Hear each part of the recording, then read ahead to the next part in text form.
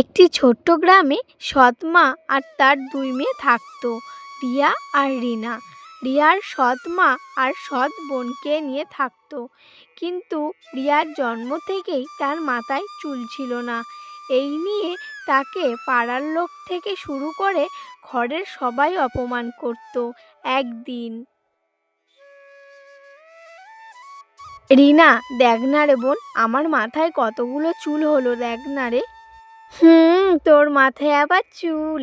এটাও আবার সম্ভব নাকি? তোর মাথায় কোনো দিন আর চুল হবে না, হবে না, বুঝলি? ওই জন্যই তোর সাথে আমি আর বাইরে বেরোই না, কারণ সব পাড়ার লোক তোকে কেমন খারাপ খারাপ কথা বলে। আর আমার মান সম্মানটা কোথায় যাবে বলতো? তুই এরাম বলিস না বোন, তুই তো আমার বোন। তুই যদি আমাকে এরাম কথা বলিস, তাহলে আমাকে পাড়ার লোক কেন বলবে না শুনি? আর তুই বলছিস তুই আরও অপমান করলে আমার কিছু মনে হয় না। আমি তো মানুষ নাকি? আমার মধ্যেও তো মন আছে নাকি? তোদের মধ্যে কি একাই আছে? ওইসব জানি না দিদি, তোকে কেউ পছন্দ করে না, আমি সেটাই বলছিলাম, বুঝলি? টিনা এইসব বলে ওখান থেকে চলে যায়। এদিকে রিয়া মনে মনে খুব কষ্ট পায়। আর একদিন, শোন টিনা, কালকে তোর জন্য ছেলের বাড়ি থেকে দেখাশোনা আসবে। আর তখন যদি রিয়া ওখানে থাকে, তাহলে সেই ছেলে পছন্দ নাও করতে পারে, বুঝলি? তাহলে কি আমার বিয়ে হবে না মা? আমার তো অনেক দিনের স্বপ্ন যে আমি অনেক বড় বাড়িতে বিয়ে করব, আর আমি রাজরানীর মতো সেখানে থাকব। তাই তো বলছি, আজকে একটা কাজ কর, রিয়াকে ঘুরতে যাওয়ার নাম করে ওকে সেখানে গিয়ে রেখে দিয়ে আসবি, বুঝলি? ঠিক আছে মা, আমি এবার যাই তাহলে। এই বলে টিনা ওখান থেকে চলে যায়। রিয়া দিদি, রিয়া দিদি, আমার তোর সাথে কিছু কথা ছিল রে। বলো বুনু, কি কথা? আমার সাথে আমার বান্ধবীর বাড়ি চল না রে, আমার কিছু দরকারি জিনিস ওর কাছে আছে, চল না রে দিদি। চল বনু চল, তোর কথা কি আমি ফেলতে পারি? চল, তোর বান্ধবীর বাড়ি নিয়ে চল। এই বলে টিনা রিয়াকে নিয়ে একটা গভীর জঙ্গলে যায়। রিয়া দিদি, রিয়া দিদি, তুমি এখানেই বসো, আমি গিয়ে আমার বান্ধবীর কাছ থেকে জিনিসগুলো নিয়ে আসি। কারণ তুমি ওখানে গেলে ওরা কেউ পছন্দ করতে নাও পারে তোমাকে। ঠিক আছে বুনু, তুই যা, আর আমাকে ঠিক সময় মতো ডেকে নিয়ে যাস। ঠিক তখন মনে মনে ভাবতে থাকে, আবার তোকে এখান থেকে নিয়ে যাব? আমার তো খেয়ে দিয়ে কাজ নেই, আপদ একবার বিদায় হলে আর ঘরে তুলতে নেই। ঠিক আছে দিদি, তোমাকে আমি ঠিক সময় এসে নিয়ে যাব। এই কথা বলে টিনা ওখান থেকে বাড়ি চলে যায়। এরমভাবে প্রায় অনেকক্ষণ কেটে যায়। এ কি, অনেকক্ষণ হয়ে গেল, এখনো তো বুনু আসলো না। এবার কি হবে? আমি কি করে বাড়ি যাব? এত বেলা শেষ হয়ে গেল, মনে হয় সন্ধ্যা নেমে এসেছে।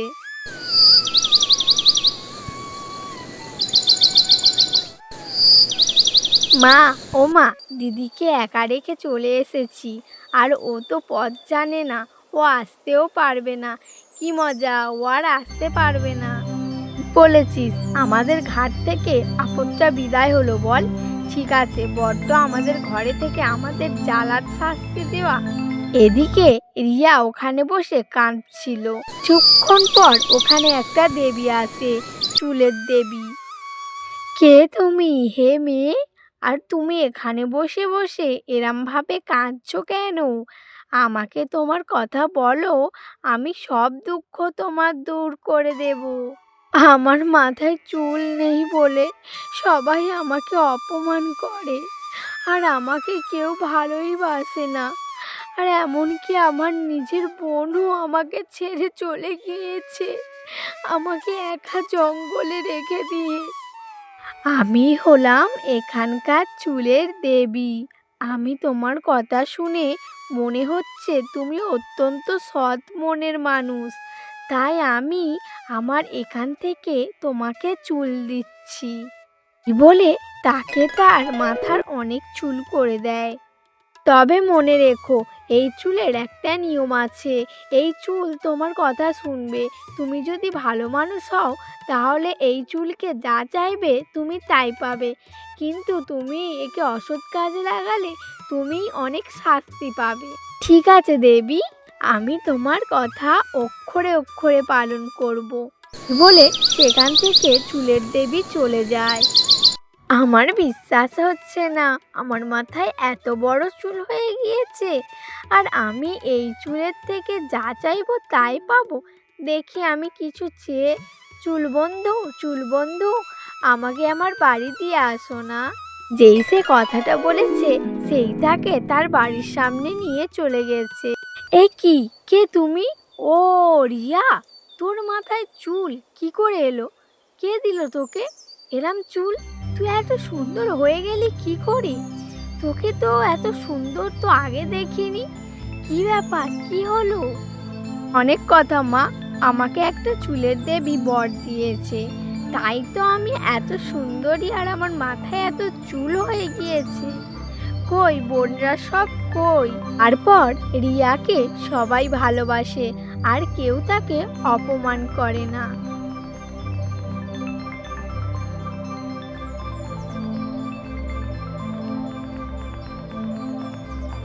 মা, আমি দিদির মতো অনেক বড় চুল করতে চাই, আমি আরো সুন্দর হতে চাই। মা, তুমি রিয়াকে জিজ্ঞাসা করো না আমাকে কি কি করতে হবে, আমি তবে ওর মতো হতে পারবো, আমাকে কোথায় যেতে হবে। ঠিক আছে মা, আমি রিয়াকে জিজ্ঞাসা করছি, তুই একটু অপেক্ষা কর মা। আর আমিও তো চাই যে আমার টিনা মাও খুব সুন্দর হয়ে যাক, রিয়ার থেকে আরো সুন্দর। তুই এমনিতেই সুন্দর, আরো তোকে চুল লাগালে আরো সুন্দর হয়ে যাবি। দাঁড়া দাঁড়া, তুই একটু দাঁড়া, রিয়াকে আমি বুঝিয়ে বলছি। কিছুক্ষণ পর, রিয়া তুই কোথায় গিয়েছিলি রে? তোর বোনকে একটু বল না, ওরও তো ইচ্ছা হচ্ছে যে একটু সুন্দরী হই, ওর আরো বড় চুল হোক, আরো যে সুন্দর হওয়ার ইচ্ছা হচ্ছে রে মা। শুধু একা তুই হলে হবে? ও তো আমার মেয়ে, আমিও চাই আরো যেন সুন্দর হোক। তারপর সে রিয়ার কথা ভেবে সব বলে দেয়। ঠিক আছে রিয়া দিদি, আমি ঠিক তোমার মতোই করে যাব, আর আমি বর লাভ করব, আমি আরো সুন্দরী হব, আরো আমার চুল বড় হবে, আমি খুব সুন্দর দেখতে হব, তোমার থেকেও সুন্দর। এরপর টিনা সেখানে যাওয়ার জন্য বেরিয়ে পড়ে। তারপর সে সেইখানে গিয়ে মিথ্যে কথা বলতে থাকে। আমার সৎমা আমাকে একদম দেখতে পারে না, সব সময় আমাকে জ্বালাতন করে, আর আমার এই রূপ কারোর পছন্দ হয় না, কারণ না সবাই আমাকে অপমান করে, আর ভালোই লাগে না এই শরীর নিয়ে বেঁচে থাকতে। এই বলে সেখানে বসে বসে কাঁদতে থাকে। তখনই চুলের দেবী এসে হাজির হয়। কি হয়েছে তোমার? তুমি এরমভাবে কাঁদছো কেন? আর তোমার মনে এত কষ্ট? তুমি সুন্দরী হতে চাও? তো এই নাও, তোমায় আরো সুন্দরী করে দিচ্ছি। এই বলে টিনাকে আরো বড় চুল করে দেয়, আর তার সৌন্দর্য আরো বৃদ্ধি পায়। এই তো আমি কত সুন্দরী, আর আমার কত বড় চুল হয়ে গিয়েছে, আমি তো এইটারই অপেক্ষা করছিলাম, আমি কত সুন্দর হয়ে গিয়েছি, আমি রিয়া দিদির থেকে আরো বেশি সুন্দর, কি মজা হচ্ছে আমার। শোনো, তোমার এই চুল তোমার সব কথা শুনবে, আর এই চুলের খারাপ ব্যবহার করবে না, এটা হলো তার শর্ত। আর যদি তুমি এই চুলের খারাপ ব্যবহার করো তাহলে এই চুল তোমাকে অনেক বেশি শাস্তি দেবে। এই বলে চুলের দেবী ওখান থেকে চলে যায়। শাস্তি দেবে না ছাই, আমি তো আগে গিয়ে আমার দিদি যাতে না আমার থেকে আরো সুন্দর হতে পারে তার চেষ্টাটাই করব। ওকে একেবারে অন্যরকম বানিয়ে দেবো, যাতে সবাই আমাকেই সুন্দর বলে, আমার দিদিকে যেন সারা জীবন ওইভাবেই চলতে হয়, সবাই যেন তাকে খারাপ বলে ভাবে। এই চুল নাকি আবার আমার সাথে কথা বলবে, তাহলে দেখি আমার কথা শোনে নাকি। এই চুল, আমাকে আমার ঘরে নিয়ে যাও তো। বলে জাদুর চুলের সাহায্যে সে সে ঘরে চলে যায়। এই দেখো মা, আমি কত সুন্দর হয়ে গিয়েছি। তোমার বড় মেয়ের থেকে আরও বেশি সুন্দর হয়ে গিয়েছে। আমার চুল আরও বড় হয়ে গিয়েছে মা। দেখো তো ঠিক করে আমি সুন্দর হতে পেরেছি তো? হ্যাঁ মা, তুই তো এমনিতেই সুন্দর, আরও তোর অনেক বড় চুল হয়ে গিয়েছে। ওই রিয়ার থেকে তো তুই আরও সুন্দর হয়ে গিয়েছিস। নে মা, তাড়াতাড়ি নে, তোর জন্য দেখাশোনা ঠিক করেছি, বড় ঘরের দেখাশোনা। তার আগে তুই মা দুটো হাত মুখ ধুয়ে খেয়ে নে।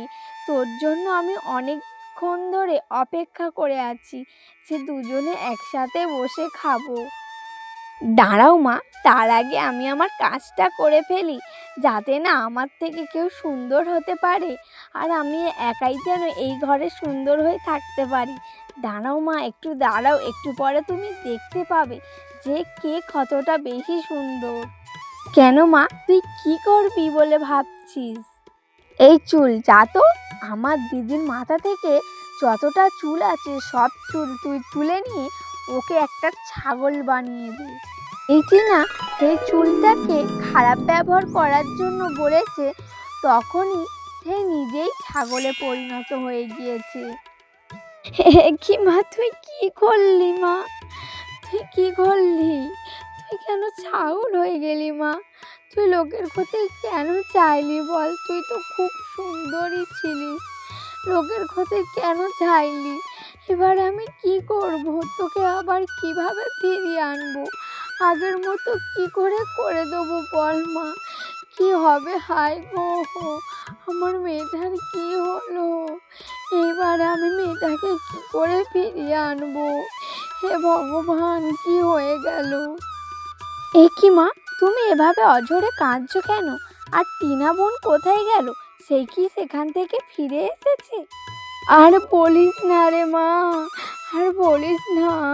তোর বোন টিনা আর মানুষ নেই, ছাগলে পরিণত হয়েছে মা। দেখ মা, তোর বোন টিনা ছাগল হয়ে গিয়েছে। তুই কিছু কর মা, তুই কিছু কর। ও বুঝলাম, ওর মনের ভেতর থেকে এখনো খারাপ জিনিসটা যায়নি। ও নিশ্চয়ই ওর চুলটাকে খারাপ দিকে ব্যবহার করেছে, তাই চুল ওকে শাস্তি দিয়েছে। ঠিক আছে, এরকম কাজ করলে শাস্তি পাওয়া দরকার মা। তুমি ওকে সঠিক শিক্ষায় মানুষ করতে পারোনি, এখন আর কিছুই করার নেই, ও অপরাধের শাস্তি পাচ্ছে। এইভাবেই টিনা তার ভুলের শাস্তি পেল। এই গল্পের মাধ্যমে আমরা বুঝতে পারলাম যে বেশি হিংসা করা ভালো না, হিংসা করলে আমাদেরই ভুগতে হয়।